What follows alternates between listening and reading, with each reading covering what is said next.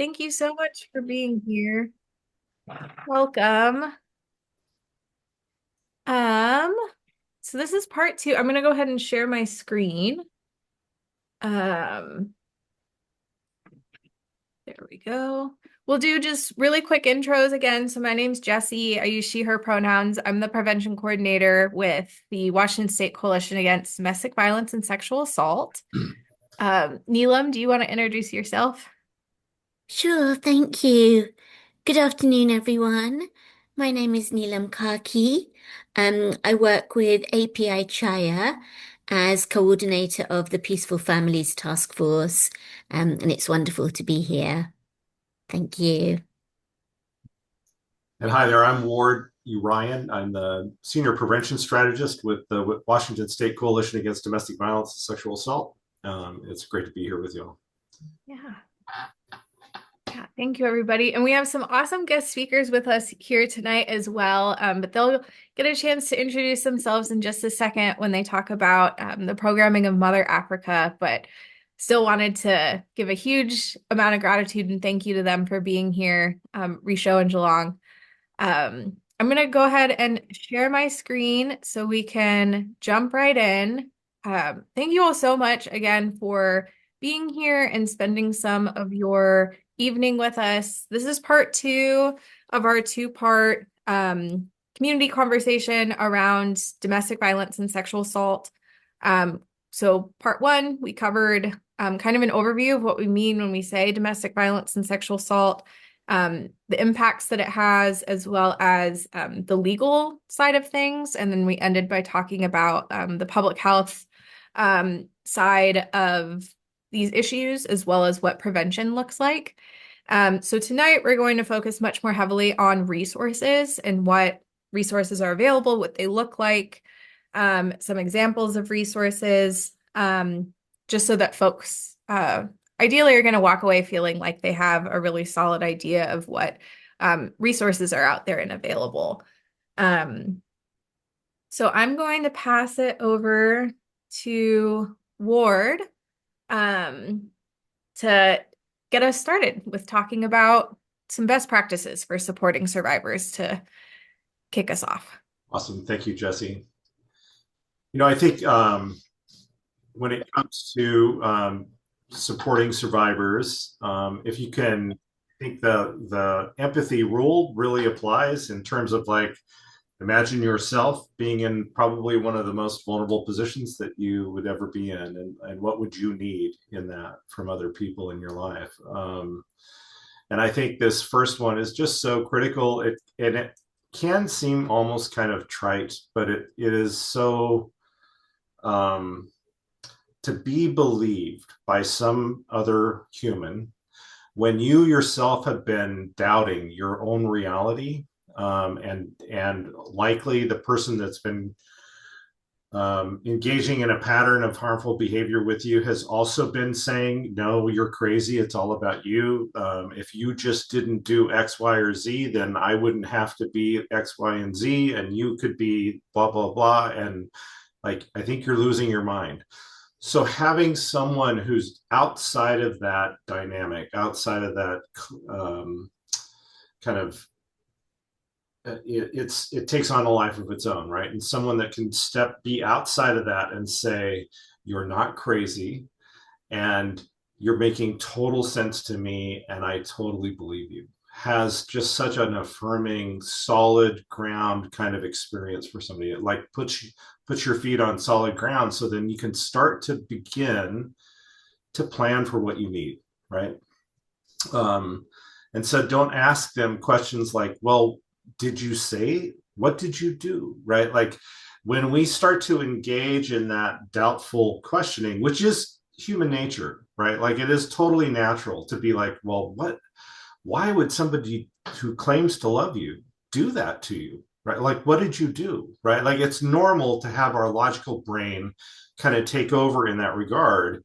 But what that does is it feeds into the pattern that has preceded it before you got into the room. That was basically where that person was questioning their reality. They were questioning how they were responding why did this person who says they love me do this to me? Certainly I must have done something to deserve it, right? And so we want to completely divest from any of that kind of action, and also practice active listening. When we're hearing something troubling, if this is a person you care about, very likely your brain is going to go into a sort of trauma response.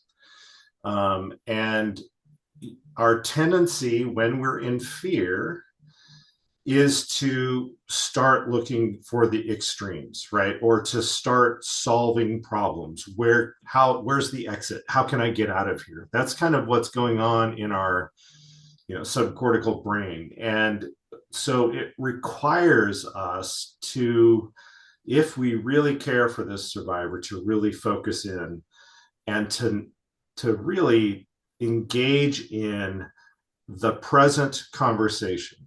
What this person is telling you. What am I hearing? What am I feeling? And what is this person needing from me right now, right? And then also, don't just assume that you know what's the most supportive. Ask the question, what would be the most helpful? And in fact, I think this is oftentimes really surprising, is that it can oftentimes be a very insignificant thing that is one of the most helpful things, or it can be an overwhelming thing. And the other aspect of that is that I think when we're in a caring relationship with somebody, when we're assuming a position of care and support, there is a part of us that wonders, are we going to be able to meet the moment? Are we going to be able to meet this person's needs and requests? And we don't have to do it all, right? And I think that that's another thing that is important for us to know going in, is that while we are here to be supportive and helpful and provide some degree of support in that moment, we can't do that alone. We need other people. We need a community of folks, especially the more significant, the longer that pattern of behavior has been going on, likely the more isolated that survivor is going to be. And the more important it's going to be for you as a supportive friend to find other folks that the survivor can trust, that they can rely on as well, and that can come to be supportive as well. And other programs, agencies, folks like us. That remember that leaving an abusive situation is hard. It itself is a process. And it requires oftentimes that folks lay the pathway and then come back and gather more resources and then continue laying the pathway. And what it can look like is, oh no, they're going back again. I can't believe they're going back again. And that can be very disheartening and scary and frightening for us as somebody that cares for that person. But what we also need to know is that in a lot of ways, they're laying the pathway for them to ultimately find the safety, care, and support that they really need. Sometimes that also may not be through leaving. And that can be really challenging for us. And what we really have to do is honor that person's autonomy and personal agency, because that's ultimately what's at the target of that person that's causing harm. So if that person has been able to find some degree of, I can do this, I need to stay here for this reason, for my kids, for this, for financial reasons, for whatever the requirement is, it's really incredible important. And what goes back to number one of believing them is by honoring their choices and being careful not to judge, right? And then ultimately, I think helping to connect them to local resources, and preferably ones that will be similarly oriented, right? Like that will honor that person's personal agency, that will be there in non-judgmental support to that person. And there are some places that might be able to offer some kinds of support that wouldn't offer other kinds of non-judgmental support, right? So like we have to be careful and use wisdom in discerning who we want to connect that person with. And then I think also helping to safety plan is something that is not a one and done. Safety planning is a dynamic process that's ongoing, that is always including that survivor's network of support and resources, and understanding what's present, what's the present threat, what's the present danger, what's the present circumstance, what's the present opportunity, and then be able to plan based off that, and which requires being in constant communication with that person. And it may not be constant. Maybe it's just that when that person calls, you're capable of answering or getting back to them as soon as possible and letting them know that you're in their corner. Thank you, Ward. Um, yeah, I think it can feel daunting at times if someone in our life discloses to us that they're experiencing abuse. And so one thing I forgot to put in there, but wanted to mention, support people can also always call domestic violence hotlines and sexual assault hotlines, and they can provide what's called secondary trauma support and guidance to folks. Because yeah, like we don't expect everyone to have all the answers on how to best navigate and respond to these things, but you as a support person also deserve support. So when in doubt, I would highly recommend just calling your local domestic violence or sexual assault resource center to get your questions answered and get support. But generally across the board, when it comes to domestic violence and sexual assault resource centers, regardless of if they are in a rural area, suburban area, urban area, or if they're culturally or community specific, they're going to offer something that looks kind of like this. And first and foremost, confidentiality is top of that list, right? All services that folks access for DV or SA are going to be completely confidential, to the point where information can only be released when the survivor signs something called a release of information, right? It is completely confidential and private to, between the survivor and the advocates that they are working with. It's also, we use a model called empowerment-based advocacy, which is really grounded within the idea that survivors should have autonomy in every aspect of their lives, including what navigating out of a abusive dynamic can and should look like for them, because it's going to look very different person to person. Some folks are going to want to access the criminal legal system or the civil legal system. Other folks are going to want absolutely nothing to do with either of those and are just going to be seeking more holistic supports. And like Ward said, sometimes when someone walks in, the idea of leaving is not really on the table at that point, but they're instead just wanting someone to talk to about it. Or it could be that they come in and say, I'm ready to leave tonight. How do I do that? Help me figure that out, please. It could be that, the domestic violence or sexual assault is an issue that they are currently navigating, but they also have a million other things that they're concerned about, like housing stability, food access, community safety, right? So it really is about putting the survivor in the driver's seat and letting them guide the process, and advocates are there to offer resources, support, and options, and to help navigate those options. They're free. These services are free. There's not going to be a charge attached to these services.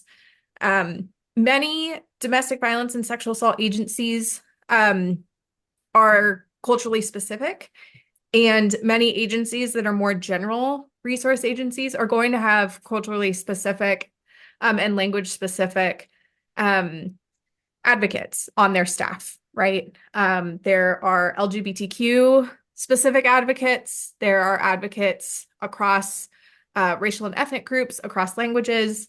There are advocates for folks who, there's ADWAS, which is the statewide organization for deaf and hard of hearing survivors. So the nice thing is that ideally survivors hopefully are going to be able to at least connect with at least an advocate that can connect them with more, culturally relevant and culturally grounded services, even if the agency that they work for isn't overall specific to that, they're still going to ideally be able to provide those services or connect that survivor to additional resources, which is where interpretation services are heavily used within these organizations through the language line or bilingual staff.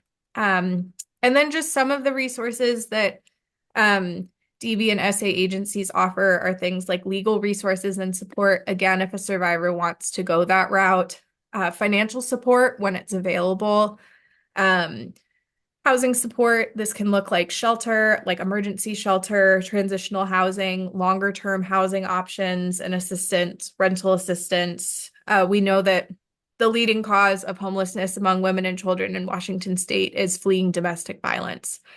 So oftentimes, one of the top priorities for survivors fleeing DV is going to be finding safe and stable housing in order to safely leave.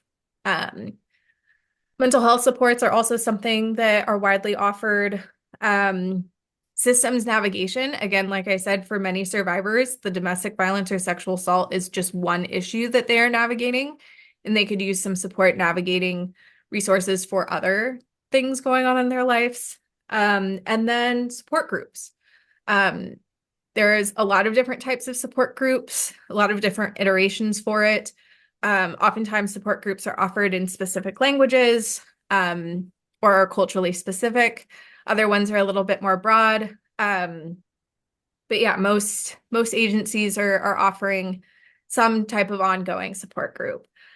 So really just wanted to, before we get into featuring two of our amazing resource providers, with API Chaya and Mother Africa, wanted to provide kind of a general overview for folks that is going to be kind of consistent throughout most DV and SA resource providers. But with that, I'm going to stop sharing this screen so that I can switch over to Mother Africa's slides. And we're super, super, super excited to have our friends here from Mother Africa. So let me just get this up, and then I will hand it over to you guys. Let me share my screen. All right. And then, yeah, just let me know when you want me to advance the slide, and I've got you. Sure. Thank you so much, Jessie and Ward, for this invitation and the opportunity. My name is Rachel Sepano. I'm the founder and co-director at Mother Africa. Can you hear me okay? Yeah, I'm losing my voice, so I'll try to make it to the end. With me today also is Jalang Conte. She is the FGMC implementation specialist, and you get to know more about this exciting project later in the presentation. Next.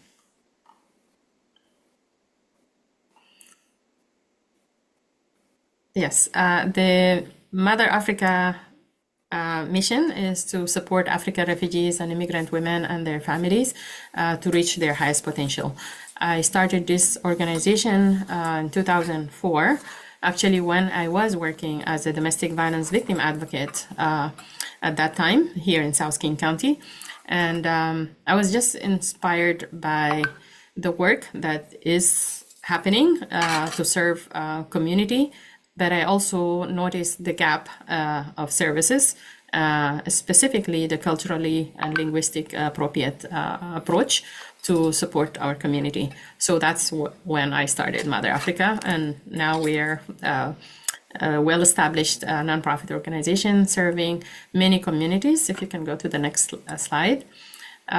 We serve, as I mentioned, communities from Africa and the Middle East. So a total of about 30 countries of origin who call Puget Sound their home. Our staff are hired from the community, and they speak multiple languages. You can see the list of languages there, but there are more than 20 languages. The major ones being Arabic, French, Swahili, Amharic, Tigrinya, and Portuguese. The rest are local country-specific languages that we serve. Annually, we serve about 2,000 community members from all the Puget Sound region. Next. And I'm going to go fast because I want you to hear more about the other part of the presentation, which is new to what we're doing. But what I can tell you about the overall Mother Africa programming is very unique and innovative programs, very comprehensive also, and support. We provide comprehensive support to the community and for all age groups from birth to seniors. And all the services provided are for free. Next one. So starting from the very early age, from 0 to 5, we have programs, we call a program called Flourishing Under 5, and this supports the parent or the caregiver of those children. And we, through family support sisters, and we have 6 of them, and each one of them work with a cohort of moms in the community who speak her language. And this includes support services like for home visiting, developmental screening, and many support like attachment vitamins also, so they can learn about their past trauma and be able to work with their children independently without their past trauma. The next one.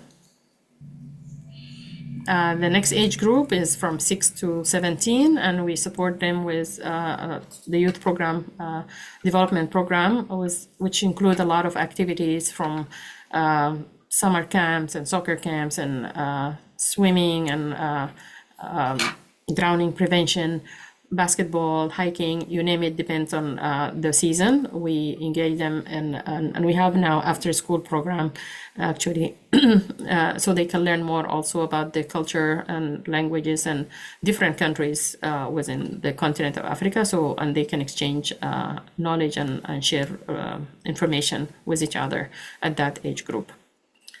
Next. Then we have the Refugee Youth Mentorship Program. It's pairing mentors with mentees, and this is the age group for this program is the youth age 18 to 24, and we help them with case management and support to achieve their personal and career goals. And these are pictures from live program participants. Next. And then we have the Resilient Elders, and this is for community members who are 55 and older, and it's built to support the community, especially in this age group, to combat isolation and be connected to each other. They come from different walks of life with different experiences, and they're all elders, the common denominator there, but they learn new skills and support each other and just have fun. They have monthly groups, they do it together, and they barely speak English, but they find ways to communicate with each other. Like in just this small picture, the 2 ladies, they're from South Sudan, from a specific tribe, and the one working with them to teach them something is from Palestine. So that's how the connection is made and fostered within Mother Africa programming. All our programs are co-designed with the community. We hold listening session, we incorporate their feedback, we design the program, and we hire from the community. So if you see all the staff, like 95% of the staff are from the community, and we also give them opportunities to be promoted for leadership roles. That's how we run our programming. Next. And then we have the Safari program, and Safari stands for, and it's an acronym here, we're using it as for Sustainable Alliances for African Refugees and Immigrants.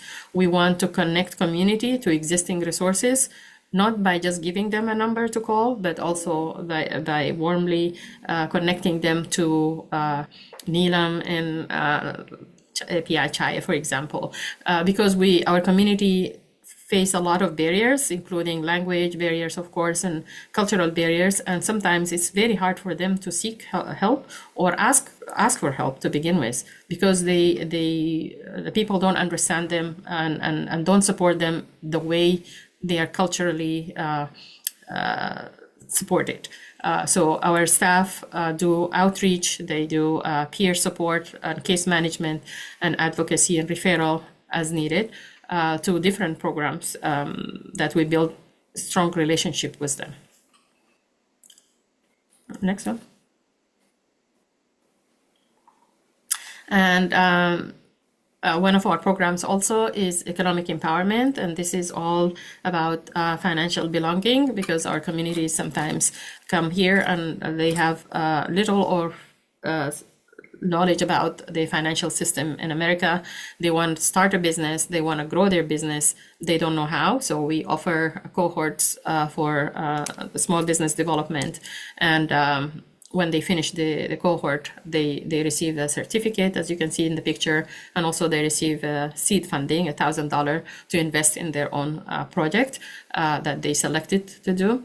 And throughout the year, the cohorts are twice a year, but throughout the year we have financial literacy sessions online. So that we can improve their understanding, and they can build the credits, they can build like their saving account and purchase homes, or on those who want to be licensed as certified nursing assistants or pharmacy technicians and all. This is through this program as well. And the environmental justice program is all about supporting our communities to live a healthy life in their homes and their neighborhoods and and the environment around them. So we focus on not only just educating them about the pollutants in the air and the water they use and the air quality inside their homes.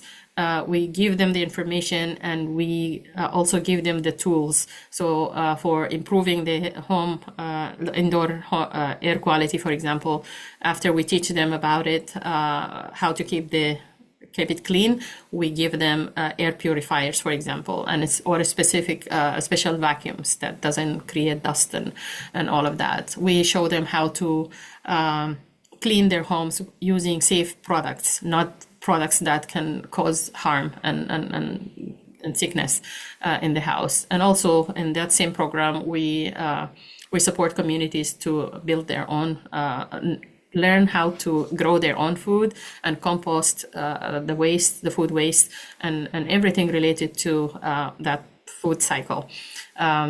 And this is a really very interesting program, because we have a lot of resources that we can offer for the community, even bikes, electric bikes or regular bikes, to avoid or Orca cards instead of using public transportation instead of all of us driving and polluting the air for everyone.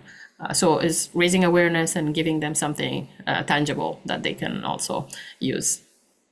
Next. And health and wellness in general, we focus on empowering families and communities to live a healthy life and have access to resources.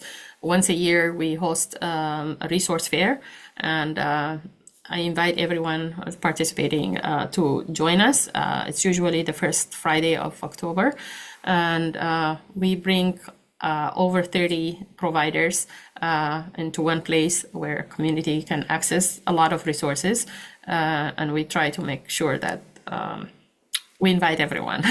So it's accessible, and you find staff who can interpret and translate for people as needed during those events.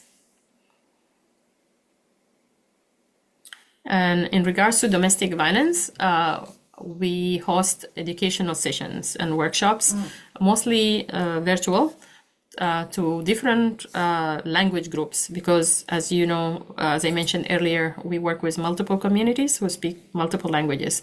So if we might have a workshop on like domestic violence and the type of abuse and everything related to the one-on-one domestic violence for prevention purposes.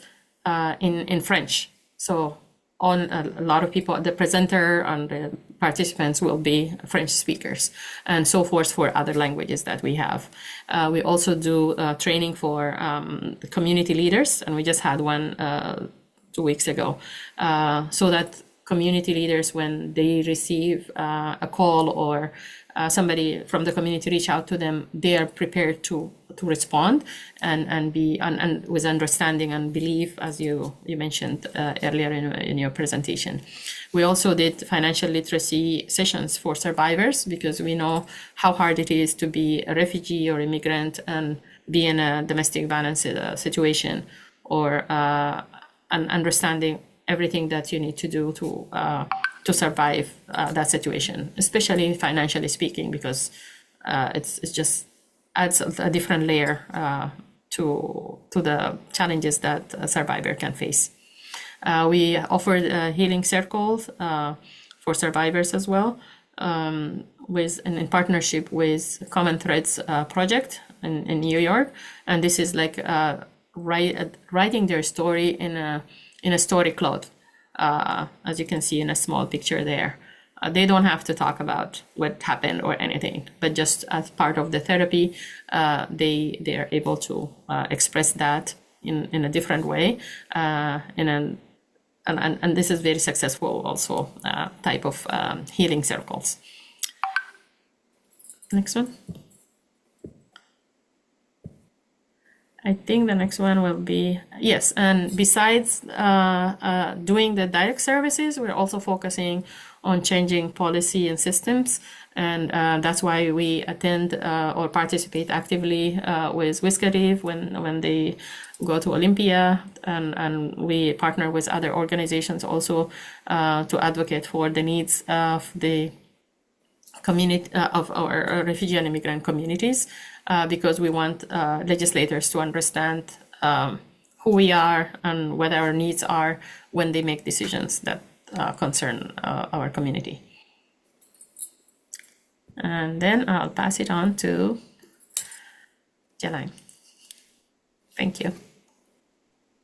Hi everyone, nice to meet you all. My name is Jalan Conte and I am the FGMC Implementation Specialist with Mother Africa. And I've been in this role, I think this is my third or fourth month. So very excited to be here and to meet you all. I'll be talking briefly about our FGMC Prevention and Response project. Some of you might know FGMC is identified as a practice that is a human rights violation with potential short-term outcomes, but also long-term psychological, physical, harmful effects. So I was speaking a little bit to the work that we're doing in FGM. It is a practice that affects some of the communities that we work with. So we consider FGMC programming to be integral to the work that we do, and not like a separate standalone project. We can move to the next slide. So to provide just a little bit of context on the work, in 2022, the Washington Coalition to End FGMC was formed, and it was comprised of survivors, activists, subject matter experts who played a very pivotal role in the successful passage of the Bill 5453 in 2023. And this bill, when it came into effect, criminalized FGMC, and it also had certain directives to the Washington Department of Health, which included implementing a community education program, developing healthcare provider trainings for both healthcare providers, but other kinds of providers as well, and then establishing statewide policies and procedures for FGMC prevention and response. We can move to the next slide. In terms of the efforts that have been done to date, in 2023, Mother Africa was awarded a contract from the Department of Health and worked in partnership with two national organizations, so SEO and the USN FGMC Network, in partnership with the coalition as well. And then to date, they've engaged in several activities as a group, including conducting statewide assessments through surveys, consultations, with the goal of really understanding the landscape and the needs to develop recommendations to move the work forward. So since then, recommendations have been developed and programs have been launched specifically around community education. So implementing a community education program to raise awareness both on the legal aspect of the law, but also around community support and survivor-centered care. State agency response, which is mostly focused on coordination among interagency coordination to improve prevention, identification, and response in Washington State, as well as provider training and technical assistance. The website was also launched, which houses a lot of resources, including webinars, brochures, and additional information, which I'll share in just a minute, in multiple languages. And there's also a quarterly newsletter that highlights some of the resources and updates related to the project.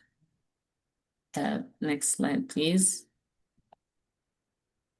So we won't have the chance to go onto the actual website, but the FGMC Washington website, on the resource tab, you can find lots of information, webinars, brochures, newsletters, resources, both on how to support survivors, on the law itself, on community engagement and trust building, a whole host of resources that can be found there on how to support survivors and communities impacted by FGC.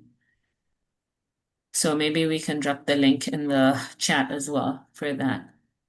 In terms of what this specific phase is focused on, the big one really is a community education and survivor-centered program. So we are supporting 3 pilot sites. They are rooted in their communities, selected through a competitive process, who are implementing community-centered education focused on FGMC, the health impacts, the trauma and legal consequences, as well as connecting survivors and individuals at risk to culturally competent resources.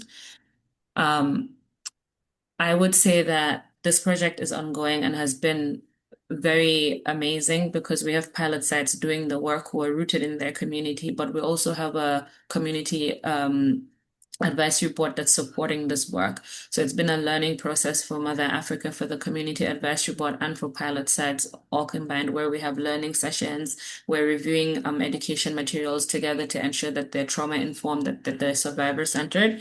And it's been an interesting process, just mapping and implementing that project as we move on. Just today, we had a very long extended conversation on how to ensure that the programming and the approach continues to be community-centered and centers the voices of the community and the people that are most impacted. And we're trying to do that across the streams of work. So in the state level coordination, for example, we coordinate quarterly government roundtable with various state agencies where they come together, but they get to talk to survivors, learn about survivor stories, so that government agency responses are rooted in the need of survivors and reflects their perspectives as well.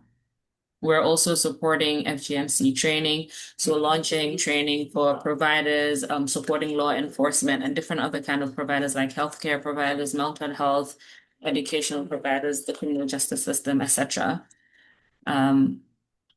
Yes, I believe there's a last slide there. Thank you very much, and please do let us know if you have any questions. We did send out a survey that has been dropped in the chat right now as well. There was a survey that was done 2 years ago to understand the support and technical capacity needs of various institutions, and we've sent out a targeted updated survey to better understand what needs are for organizations who are interested in supporting survivors of FGMC, so that we can understand those needs and develop trainings and the needed technical capacity for that. Thank you very much. Thank you so much, Risho and Geelong. I really, really appreciate you both taking the time to be with us tonight and just for the incredible work that you do. I feel like I learned a few things from this too, and like I have worked with you all and like we've been in similar spaces before, and I still learned some things about the incredible work that you do. It's just so comprehensive and holistic and beautiful and transformative. So thank you both for being here, for what you do, for being you. Just really grateful to you both. Does anyone have any questions for our friends from Mother Africa? Any questions at all?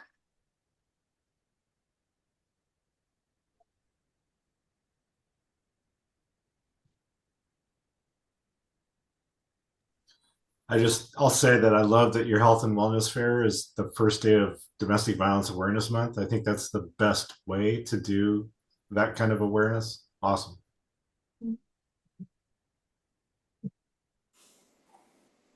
And would you both mind putting your emails in the chat? So if folks have questions that come up later, they can reach out. And I'll also, when we send out the email with the slides and resources, I'll also make sure to include y'all's emails as well.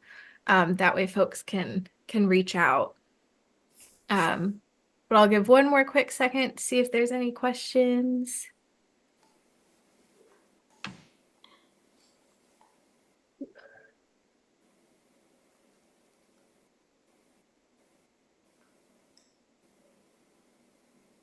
All right. I think we might be good. Thank you very much. Thank you both Appreciate it. so much. Thank you, Paula. Appreciate you both. So now we get to hear from Neelam. Neelam is going to talk about the work of API Chaya. And Neelam, I can if you'd like, I can just, because the only slide that I have up right now is just the resource highlight API Chaya. So I don't need to have that up while you're talking. That way we can see you. And if you have slides that you want to share too, I think screen sharing is enabled for you as well. But yeah, otherwise, take it away, Neelam. Wonderful. Thank you, Jessie. And I should apologize. I don't have slides. But I will say at the beginning, if anyone has questions or, needs a bit of a visual, do email me and I'm more than happy to clarify any points that may come up. So, good afternoon, everyone. Thank you for this tremendous opportunity, Jessie and Ward, to share a little bit about API Chaya. I've been working there since, 2013. So it's the only job I had since I moved to the US about 20 years ago. And so, I've been there a while and I hope that I can offer some useful and beneficial resources. So a little bit of about API Chaya. We're a Seattle-based agency serving survivors of domestic violence, sexual assault, and human trafficking. Um, we serve survivors from South Asian, Asian, and Pacific Islander communities. And we have a great emphasis on providing services that are culturally appropriate. We also offer interpretation, similar to Mother Africa. And I would like to speak a little bit about the origins of the agency. When I first learned about it, it was something that really settled in my heart. And so I have, a really deep sort of connection towards the agency and its work. So um, I would say that its origins are rooted in tragedy. In 1995, a survivor of domestic violence went to King County Courthouse seeking a divorce from her husband who was abusive. She was there accompanied by two of her friends who were there to support her. And trigger warning. Um, the husband arrived at the courthouse and shot all three women who lost their lives and one of whom was actually pregnant. And so a baby was also, a baby's life was also ended on that day. Um, and so it is rooted in tragedy. And when I think of the work that we're doing today, I hope that it brings some comfort to those who were left behind after those tragic circumstances.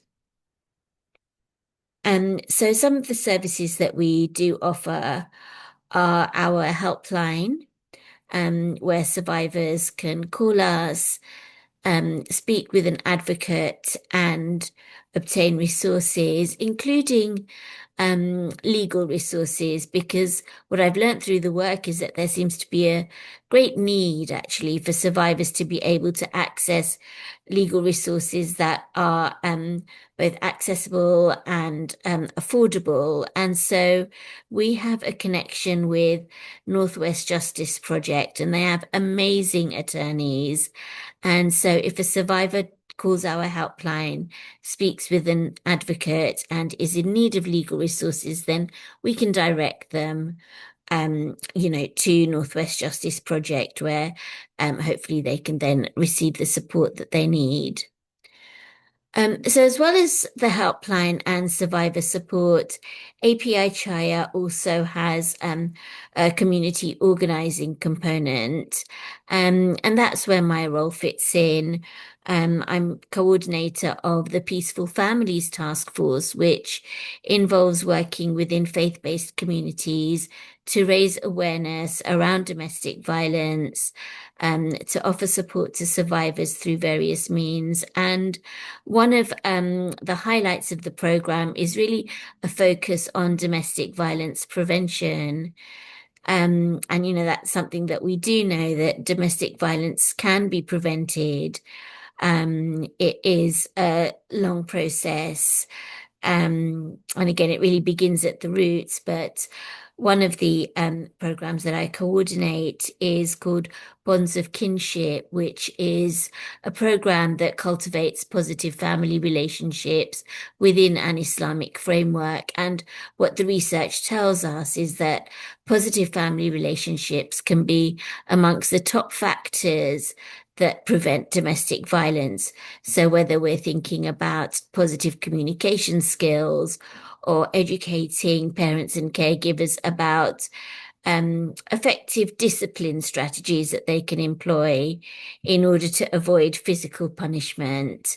And again, our programs are culturally specific, and I speak of, my own culture and background when I say that um, sometimes physical discipline can be normalized, and often it is passed down from one generation to another. And so I value the opportunity to be able to provide an alternative and, dare I say it, more effective method. And I've run the program, the Bonds of Kinship series, in a number of local community centres. And it's great to really see, the feedback that we receive on how some of these skills that are shared during the group sessions are taken away, with participants really trying to practice them. And again, going back to one of the points that Risho made was that, it really is a family and community scope of work. And so, as well as, offering individual support to survivors, and offering families this Bonds of Kinship program. We have also in the past run trainings for imams and community leaders so that they're in a position where they can effectively support survivors, because often what might happen is that a survivor goes to a community leader or a faith leader, and they will direct them to us, which is great because, we are there as a resource. And also, I think it's important for them to have some of the skills to be able to respond in a way that is survivor centered. That was covered in one of the previous slides about what the ward was presenting on how to support a survivor. And I don't think that can be overemphasized because if a survivor is in that situation or looking to exit that situation, there is so much vulnerability there. And so really, as somebody outside of that situation, it's so important that we're able to offer appropriate support and resources to them. Um, So going back to some of the resources that I offer through my programming, um, is a program called A New Beginning. So bonds of kinship I've already covered. Let me just add that initially it was a program geared towards parents and caregivers, but we now have offshoots from that program. So there is a youth program that covers elementary age children and also teens. And it's based on that same foundation of cultivating positive family relationships through skill building. And it's a really great way of being able to connect with the youth and really to hear from them and ask them, what's going on with them, what can we offer, and to really build that sort of intergenerational connection. Um, so yeah. So with the next program, A New Beginning, that's been running for a few years now. And that really is geared towards supporting survivors of domestic violence, sexual assault, who are either considering or navigating through the process of divorce.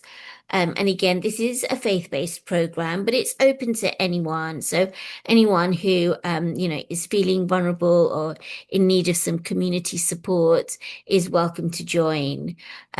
Just, to be aware that it is faith-based. And we have a very active WhatsApp group, but we also have monthly online meetings. So that's a divorce support group. We have a topic for each month of the year, and it's co-facilitated by an amazing therapist. Many of our participants have actually reached out to her, sort of outside of the group to be able to obtain one-on-one therapy or counseling services. And so again, this is a way that we can forge connections, and also provide useful information to survivors who are navigating a number of changes in their lives. And so we have the monthly divorce support group, and then we have a monthly snack and chat. Again, this is online. Obviously, given the pandemic, we didn't have much choice, but actually it does make it very accessible. So we have participants from other states and even, I believe, outside of the country. And the snack and chats are much more casual. And really the main idea behind that is for participants to come in and just be able to connect. We ask what's been going on with you this week or this month, and often what's really beautiful to see is how survivors actually find one another to be resources because they may share their own experience. There may be, for example, a survivor who's a little daunted by trying to obtain a legal divorce. And so another survivor who's gone through that process may very well share what their experience was. And again, it just really, those times can feel quite isolating. And so to know that there is a community out there, I do believe is really invaluable. And then another program, which is called The Best of You, is aimed towards Muslim men. That too has been going on for a couple of years. And the idea behind that is personal development and reflection. And so the goal is that when we're thinking about offering resources to families, of course, we do look at survivor-centered resources, but also, There are those who may be causing harm, or even if we're looking at families where there is no violence present, we're looking at offering men in particular certain skills that it can help them and support them in being, the best person that they can be within their family relationships. So, for example, the first session topic is what is manhood? So very broad, and it's really open and offers an opportunity for education, raising awareness, and as I mentioned, personal reflection. I think sometimes when there are group discussions going on, it does give us an opportunity to consider, our own ways of functioning and, self-reflection and thinking about ways in which we may improve, in whichever manner. And we have, well, at the moment, we are on a slight pause until May, when the next session will start. And we have a wonderful facilitator. He's just going to be starting. And if any of you are familiar with the organization WASAT, it's a Seattle-based org. So he is actually part of WASAT, and I was very fortunate to meet him at a recent event, and so I'm really excited about restarting that program. And Asan, I know that you had mentioned that you also run a men's group, and so if there are opportunities for collaboration, I would welcome those. Does anyone have any questions at this point?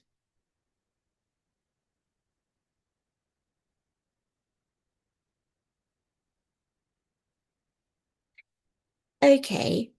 So I shall draw to a close, just doing a quick time check, as I think I'm either at or almost at my 10 minutes.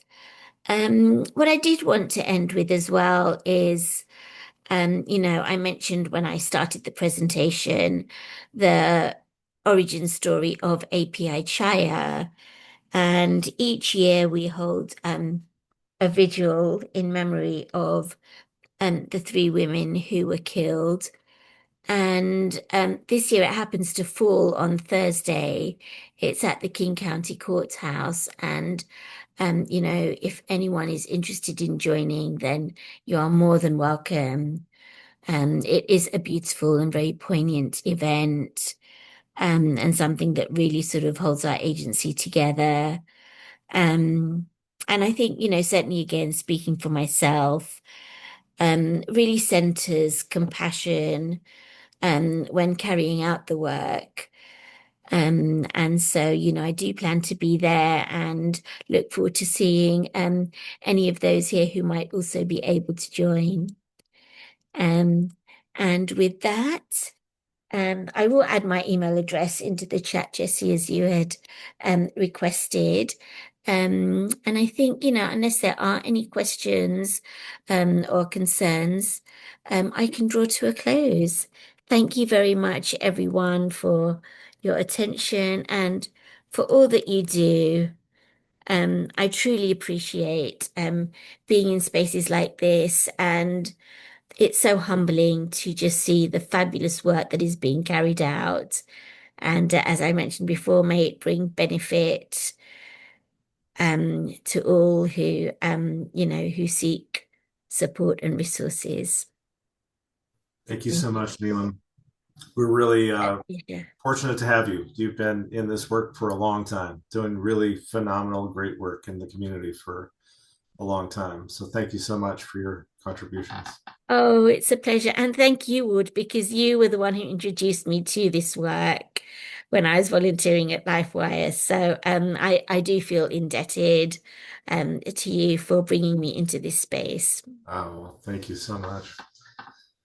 Yeah, thank you so much, Neelam. You've always been one of my favorite people to work with. I'm just so glad you were able to share about the incredible work that you do, specifically with the Peaceful Families Task Force, and then just the overall work of API Chaya. Yeah, and thank you for sharing about the vigil as well. Ward just dropped the link for info on that in the chat. Highly recommend folks attend if you're in the area.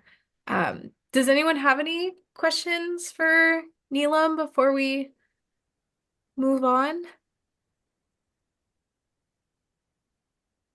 No, I just wanted to say thank you to Nilam and the Mother Africa's team. What an incredible, set of resources. We have actually some of the community advocates, and one of our community health navigators is here. She's working with a lot of African women. So I think these resources she may reach out to you guys, like in the coming months or so. And also, one thing that I realized, some of our colleagues, they just joined a little bit late, and there were some of really critical resources based on some of the observation that we have from the cases that you presented at the beginning, Jesse. If you could kindly just, at the end, if you got time, like for a couple of minutes, if you just share, like, who offer those resources, how can they reach out? Like, are there any emails or phone numbers or things like that? That would be really helpful. And Yeah. I really appreciate you, Ward, and everybody who presented here. Thank you so much. Yeah. Yeah, of course. Of course. Yeah. I think we should have some time at the end, and then everyone will get the slide deck and all the emails and links as well in a follow-up email. But yeah, happy to kind of go back and do a recap towards the end.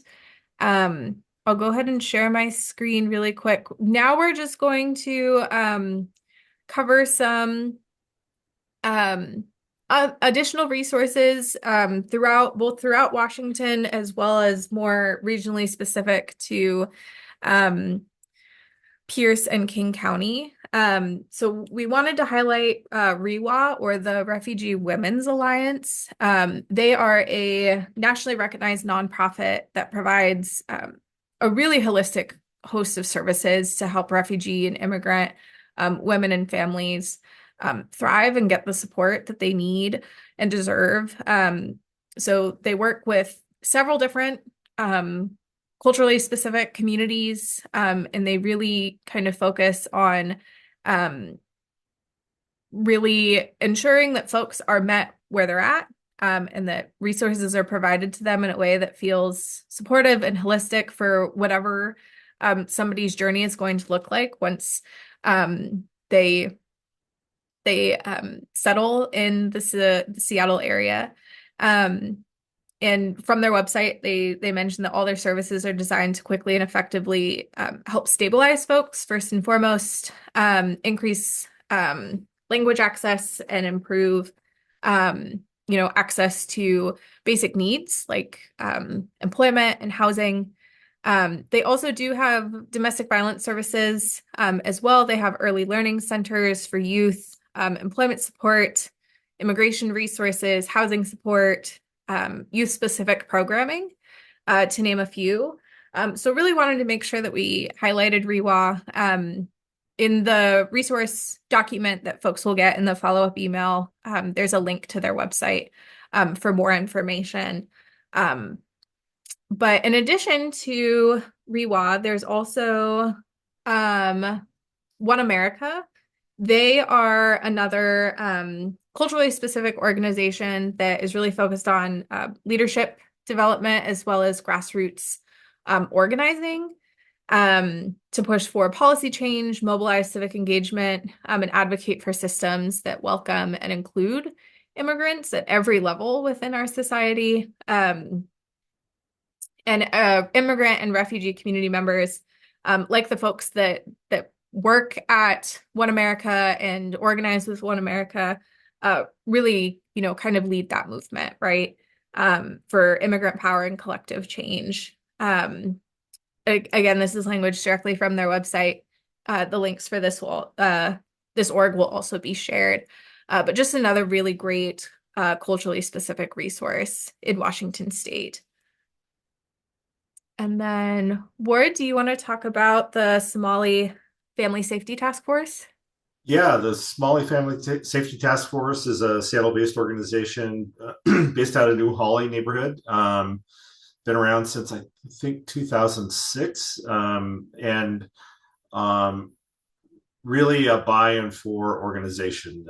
The founders of the organization were actually involved at REWA initially, working and organizing and working with survivors of gender-based violence, and felt a need to really create a focus on the Somali East African community, and do so from a real culturally specific stance. And so they do a wide array of programming, in addition to survivor advocacy services, computer literacy training, and a variety of prevention programs as well that they organize in their community. At one time, they had a fairly active engaging men program. I don't know if that's still going on, but they've been doing good work for a long time.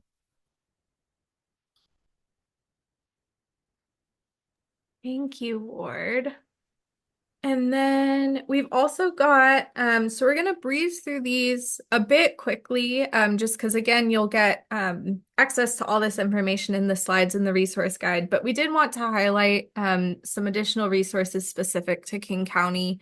I'd encourage folks to take photos of the slides, in addition to, like I said, you'll receive them within the next couple of days. But we have Consejo Counseling and Referral Services, the YWCA of Seattle, King, and Snohomish County, ADWAS, which is the Abused Deaf Women's Advocacy Services organization, as well as the Eastside Legal Assistance Program. So again, these are King County specific, but also even if you're not necessarily in the service area, you can always call these hotlines and they can help connect you with resources in the county that you're in as well. So we've got them. Oh, Neelam, I'm sorry. I stole your slide. Ward, I think this one's yours. Yeah, and so then also for First Nations folks of American origination, Mother Nation is an organization that works with Native Americans and has a number of different programs in the gender-based violence space, and in support groups, healing circles, and I believe that they had an missing and murdered Indigenous Peoples project that they were working at one point in time as well. So they're a really valuable partner in the King County area. The Atlantic Street Center offers a number of different services, primarily targeted at youth, and they do really great gender-based violence advocacy work, and as well as youth empowerment programs. Jewish Family Services is a project that has a project called Project Devora that works with domestic violence survivors in the Jewish community, and they're very active in prevention work as well. They have a really strong prevention program that they've been strongly committed to for a number of years, and then also the domestic violence support group service and a confidential helpline as well. And then Solid Ground is an organization that's been in the community for a number of years, providing emergency shelter and transitional housing. They're not domestic violence specific, but they do work. Domestic violence is the leading cause of homelessness for women and children in our community. So they, of course, work with survivors of domestic violence and their children, and do a really good job. Thank you, Ward. All right. And then I think this one's mine. So then transitioning to Pierce County, we have the Korean Women's Association. So another by and for led organization for Korean folks who identify as women. We have YWCA Pierce County. YWCAs, by and large, are going to have some similarities, but every YWCA also has kind of their own set of programming. So I'd highly recommend checking out both of those just the websites of any YWCA, see what resources they offer. And then we also have our Sister's House, as well as the Puyallup Tribe of Indians Community Domestic Violence Advocacy Program as well. Ward or Neelam, do either of you have anything you'd like to add in regards to any of these resources up here? No, I think I'm okay. Thanks, Jessie. Perfect. IWCA Pierce County was one of the first domestic violence programs in the state to actually offer independent autonomous living units for survivors and a focus on providing really beautiful spaces for people that are exiting and leaving their abusive situation. And one of the, probably one of the better programs in the country, really, in terms of offering that kind of autonomous personal agency honoring space. Thank you, Ward. All right. And then Neelam, do you want to just share this little bit of info about Northwest Immigrant Rights Project? Yes, absolutely. Thanks, Jessie. Um, so yes, it's an organization that we often refer some of our survivors to. They offer very sort of holistic and comprehensive services for those who are immigrants to the US. And I would say particularly given the current political climate, they are a fabulous resource because um, current circumstances have raised a lot of fear within some of the communities that we serve and some of the survivors who are coming to us. What we're finding and what is really sad is that some survivors who may be unsure of their status or, for other reasons, the abusers are actually utilizing that as a DV tactic in order to exercise power and control. And so, we're so thankful to have this resource where people can go and um, speak with somebody whose expertise is in the area that they're looking for, and also it's a safe space. So I have huge gratitude for Northwest Immigrant Rights Project, and they're definitely a wonderful resource. Thank you, Neelam. Thank you. And then, Ward, do you want to talk a little bit about WISN? Sure. This is probably the least familiar organization for me, but I think that my understanding is that they're providing really critical community organizing services and help, and also providing network opportunities for people that are vulnerable at this time, especially. Where we seem to be experiencing an inordinate amount of craziness in our world. And so a really critical resource. Yeah. Thank you, Ward. I'm going to stop sharing my screen because the next thing, I'm going to drop these in the chat or see if it'll fit.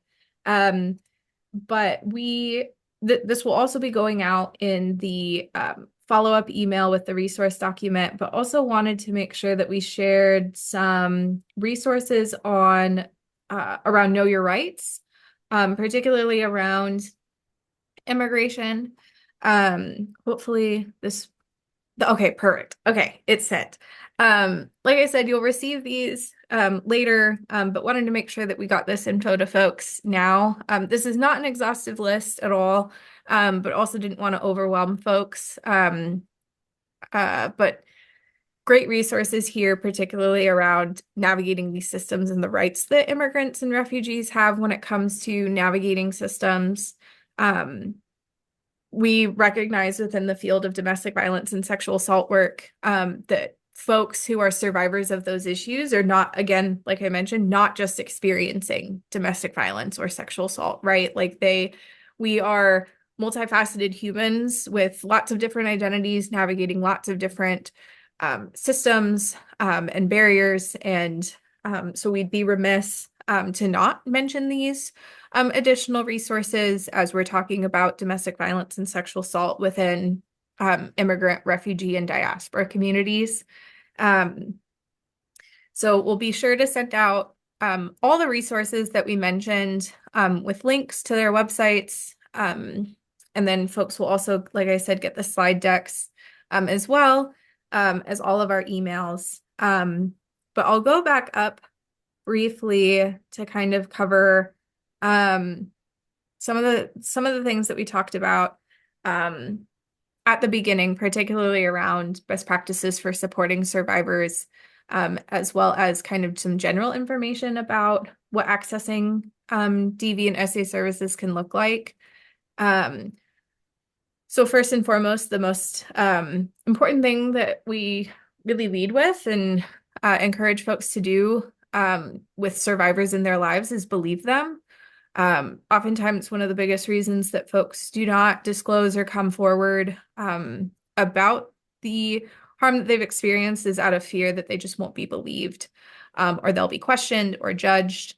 There's an immense amount of power in telling someone that you believe what you are telling them, what they are telling you. And that kind of feeds into the second point, which is really encouraging folks to not ask really intrusive questions like, well, what happened? Did you say no? Why are you still dating this person? Not blaming them, or questioning what decisions they made to, that,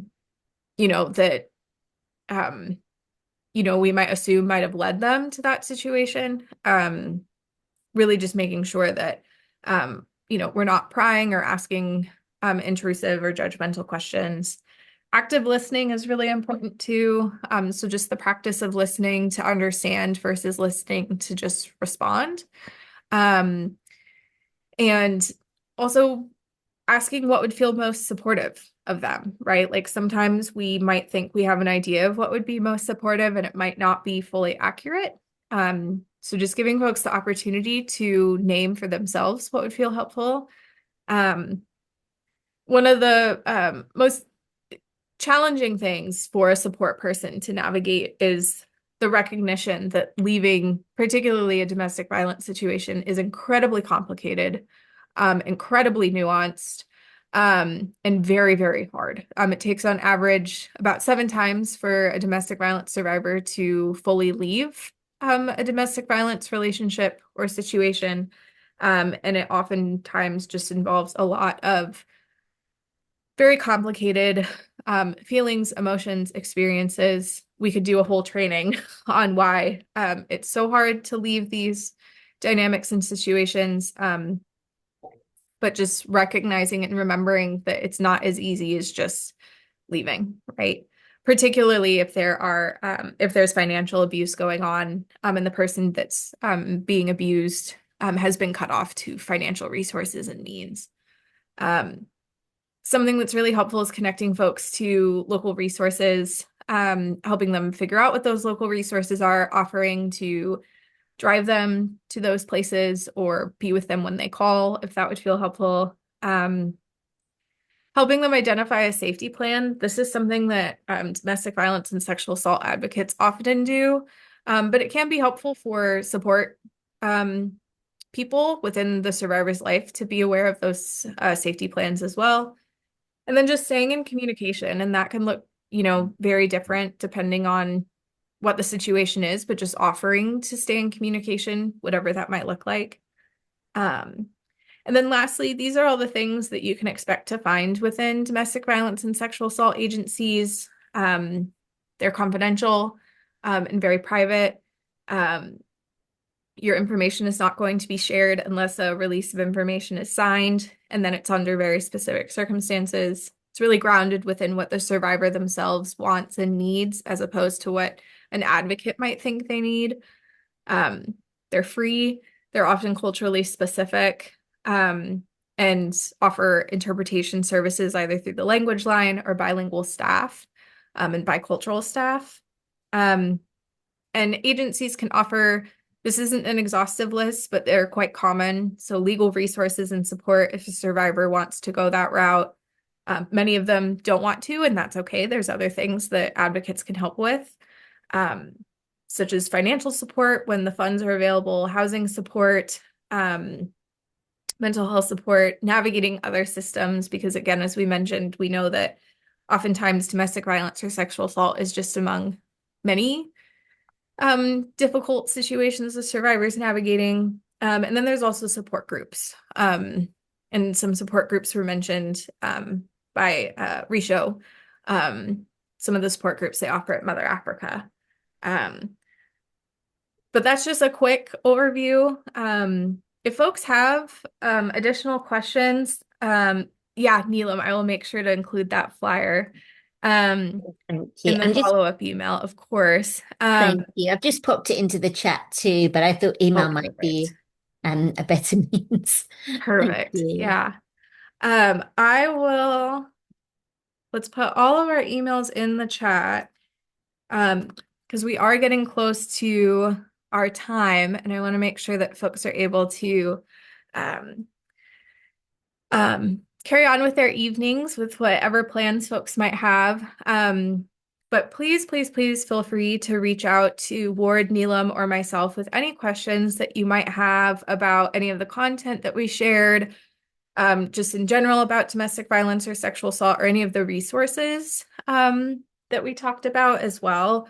We're more than happy to connect with folks and look forward to connecting with folks around this issue. Want to give a huge shout out and an appreciation to Asan and Jasper for helping coordinate this. Just really, really grateful that we were able to make this happen. We did record this session, so we will be sharing that out within the next couple of days, in addition to all the resources and slides. But yeah, Asan or Ward or Neelam or Jasper, do either of you have any parting thoughts? Yeah, just thank you all. Thank you so much. Appreciate your time. It was really wonderful to see. Of course. Yeah, thanks for having us. It was great. Yeah. Yes, thanks for the opportunity. I love the fact that we all came together and, I'm really hopeful that we stay connected and, share our resources in the future. So thank you for the opportunity. Yeah, absolutely. It's just the beginning of so many collaboration. We are looking forward to stay in touch and collaborate with your teams. As we will have a debrief, like as per JC said. So hopefully, in the coming weeks, sometime we plan to just come together. Yeah. Great. Perfect. Well, I hope everyone has a restful and restorative evening. And we'll be in touch, everybody. Thank you for having us and spending your evening with us. Absolutely. Yeah. Thank you. Thank you so much. Thank you. Thank you Thanks, so much. everyone. Take care. All right. Bye. Bye.